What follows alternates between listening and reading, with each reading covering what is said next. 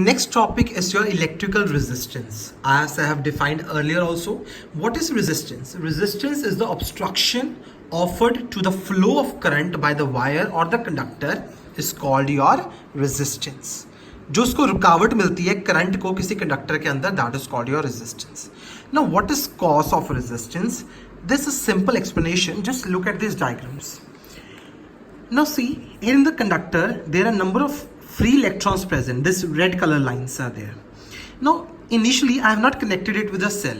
Now what these electrons are doing is they are moving randomly here and there.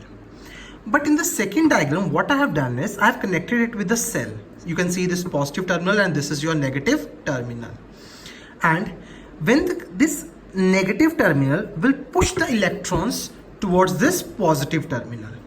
When the electrons will move this side, on the way they will strike with these positive ions and also with the other free electrons present inside this conductor. Due to this, what will happen? Their speed will decrease. That is, after each collision, again their speed will be getting decreased every time. So this process continues. Means every time these electrons cannot move together, or they cannot move in bulk with increasing speed from one end to another end, but they drift towards the positive terminal.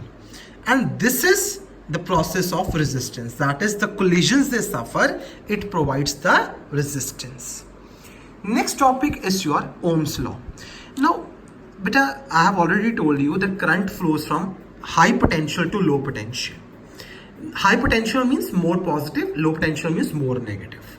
And this I have also told you that current will continue to flow only till then when the concentration of electrons becomes same. Means once the concentration of the electrons will become same, the movement of electrons will stop. If the movement of electrons will stop, it means that time the potential has become same. So the current will flow till the potential does not become same, or there is a potential difference across the two ends of the conductor.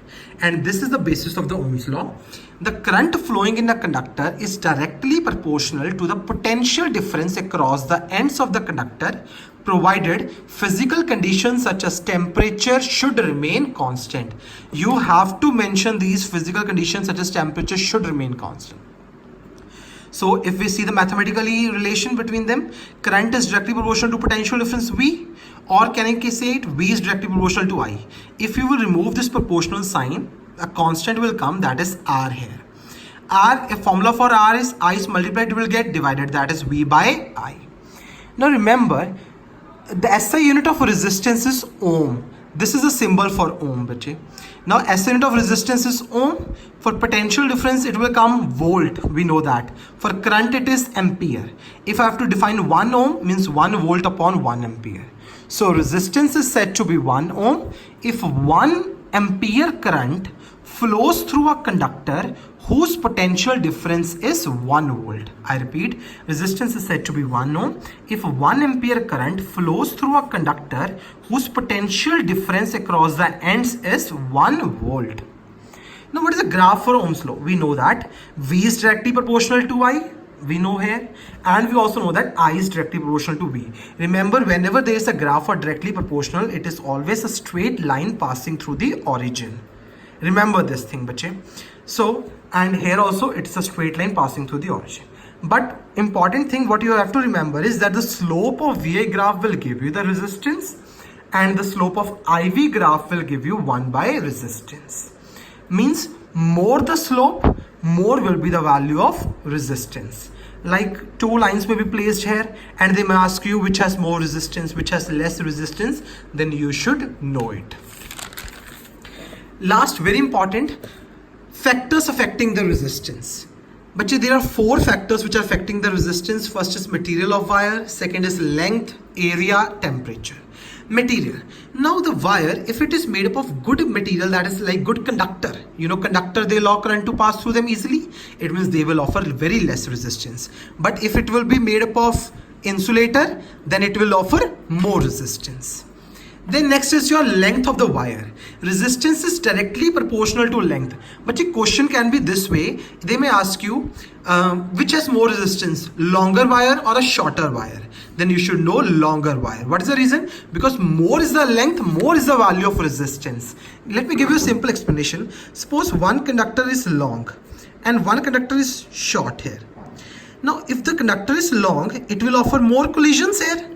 If a conductor is short, it will offer less collision. Less collision means less resistance.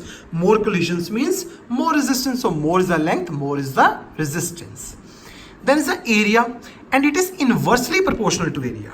Suppose one area is this, and one area is this, and one is this.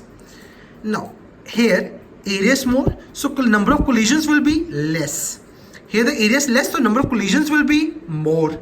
Hence, it is inversely proportional to area. That is, more the area, less is the resistance. Ulta hai uske. Then is your temperature of the wire. Temperature, it is directly proportional. Means more the temperature, more will be the collisions. That is, more will be the value of resistance.